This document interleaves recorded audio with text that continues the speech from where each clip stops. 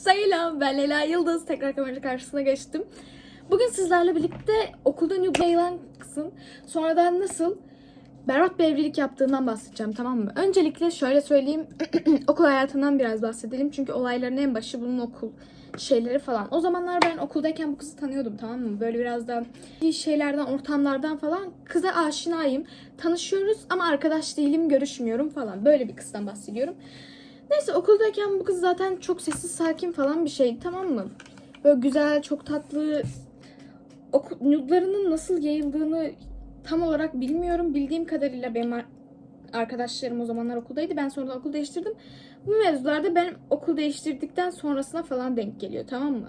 Bu kız o zamanlar lisedeyiz falan. Bir sevgilisi var. Sevgilisi bizim sınıfta, tamam mı?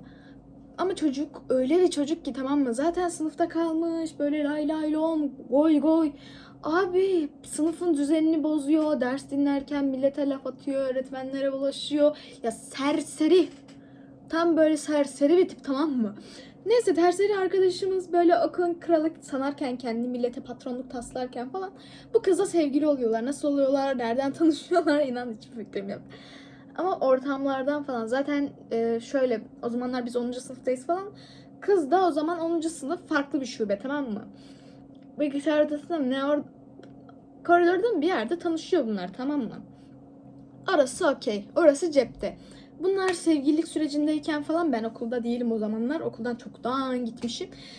Bunlar sevgililik sürecindeyken falan abi kızın nude'ları yayılıyor okula. Şimdi şöyle, kızı şöyle sıfatlandırayım size. Kız bayağı iyi, tatlı, hoş, kibar birisi. Ve böyle giyimi şöyle. Eteği şortu yok. Etek giyerse etekler bilekten o kadar uzun etekler giyiyor. Asla dar bir şey yok. Asla dar bir tişörtü yok. Crop giymiyor. Askılı giymiyor. Açık giymiyor. Böyle bir kız. Ama tesettürlü değil. Neyse, böyle bir kızdan sonra ben yayılan nude'ların şey olduğunu düşünmüyorum. Yani görmek istemeyeceğiniz ve engel, buraya koysam engel verilecek fotoğraflar olduğunu düşünmüyorum. Ben fotoğrafları bizzat görmedim. Muhtemelen kızın ailesi falan bayağı sıkı fıkıydı. Kızı tehdit etmek için kızın dümdüz croplu muroplu fotoğraflarını falan şey yapmıştır. Hani şey, kızın ailesi görse kıza sıkıntı çıkaracak ama sokakta görseniz garipsemeyeceğiniz fotoğraflar olduğunu düşünüyorum bu arada. Tamamen, çünkü dediğim gibi arkadaşım görüp böyle bir tepki aman falan bir tepki vermemişti. O zamanlar okulda olmadığım için ve işte başkasından gördüğü için fotoğraflara falan asla erişimim yok, görmedim ama dediğim gibi kızı tanıdığım kadarıyla ailesinin sıkı fıkı olmasını, işte şey giyimini falan hesaba kattığımızda ortaya bu çıkıyor, bu tablo çıkıyor. Başkasıyla tanışıyor. Ay Allah'ım, o daha da hırt. Neyse, bu başkasıyla tanıştığı kişiyi de biz nasıl öğreniyoruz? Dediğim gibi kız benim arkadaşım değil, görüşmüyorum falan ya. Bu kız bir tane kuaförde çalışıyor. Sonradan mezun başka bir liseye gitti galiba, bilmiyorum.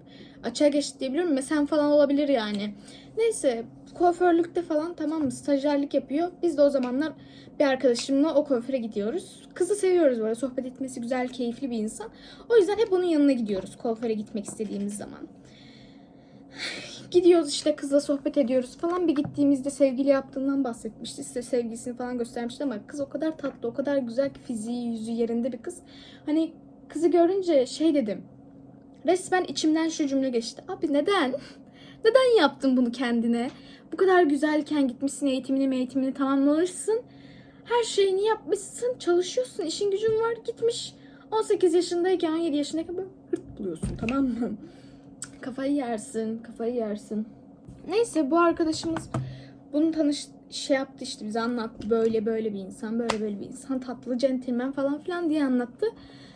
İyi dedim, okey, mutlu olacaksan sen bilirsin, gönlün iyi olsun, işte iyi anlaşın falan dedim. Ne kadar çocuktan hoşlanmasam da, haz etmesem de çocuğu tanıyorum. Çünkü bizim buralar şey, hani kızı da tanıyoruz, çocuğu da tanıyoruz. Az çok nasıl bir tip olduğunu biliyoruz. Hani şey diyor, belki ilişkide öyle bir insan değildir kızın anlatmasına göre. Çünkü o kadar iyi anlatıyor, o kadar harika anlatıyor ki çocuğu.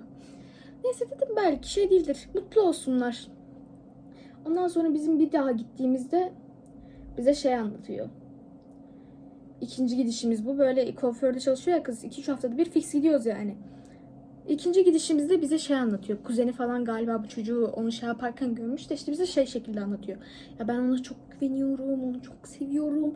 İşte beni aldatmaz o. Kuzeni galiba işte kıskançlıktan yaptı o falan filan diyor. Bize anlatıyor. Ben de kuzeni tanımadığım için diyorum ki abi belki gerçekten kıskançlıktan yaptı yani nereden bilebiliriz ki?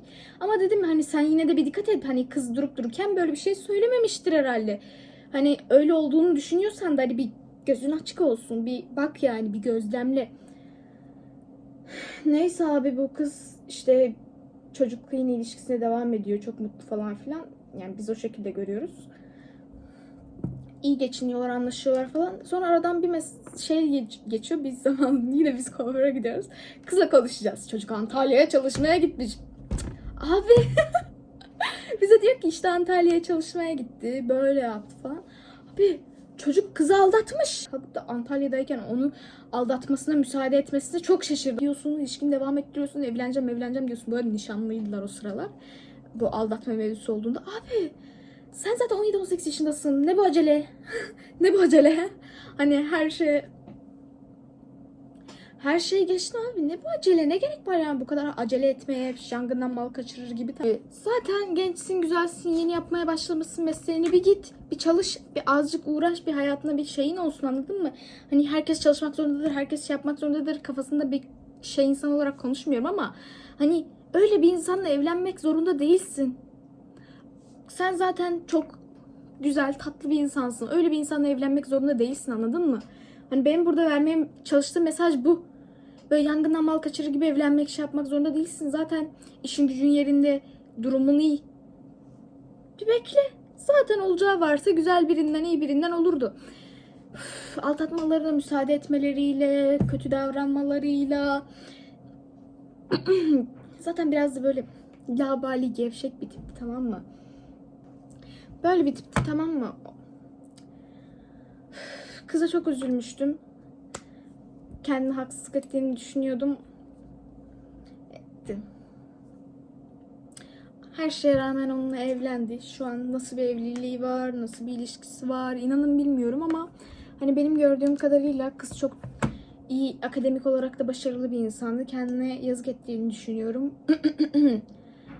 Nasıl da olayın başında hani nude falan yazısı desem de dediğim gibi olayın o şekilde olduğunu düşünmüyorum.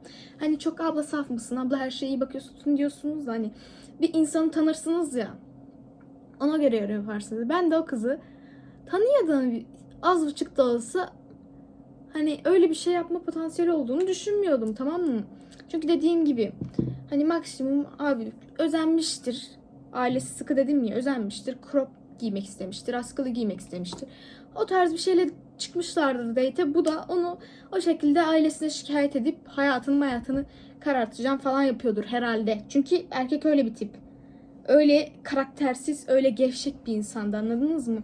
O yüzden kızın sırf onun korkusuyla okuldan başka bir okula geçtiğini falan filan diye düşünüyorum. Ben olaya bu şekilde bakıyorum. Bu bakış açısıyla bakıyorum. Ne kadar siz farklı düşünme ihtimaliniz olsa bile. Ama yani bunca şeye rağmen o sondaki kişiyle nişanlanıp evlenmesi olayını doğru bulmuyorum. Arkadaş olmadığım için hayatında hiçbir etkim yok. Sadece yorum yaparak, kendi fikrimi belirterek o şekilde devam ettik onunla. Yani gördüğüm kadarıyla o saatten sonra da onu bir daha kuaförde görmedim. Böyle geçti gitti. Ama tamamen kendisine yazık ettiğini ve hayatına yazık ettiğini düşünüyorum yani. Umarım bize anlattığı bunca şeye rağmen evliliğinde mutludur. Mutlu bir evliliği, mutlu bir yuvası olur da hani biz sadece düşündüğümüzde mutlu bir yuvası falan olur diye düşünüyorum. Neyse bugünlük anlatmak istediklerim bu kadardı. Makyajım da böyle oldu. Rimel sürmeye çok üşendim. O yüzden sadece kirpiklerimi kıvırdım ve biraz eyeliner. Bu kadar. Videomu beğendiyseniz beğeni atabilirsiniz. Devamlı gelmesini istiyorsanız kanala abone olabilirsiniz. Bir sonraki videoda hepinizle görüşmek üzere. Sizi seviyorum, sizi çok öpüyorum. Bay bay.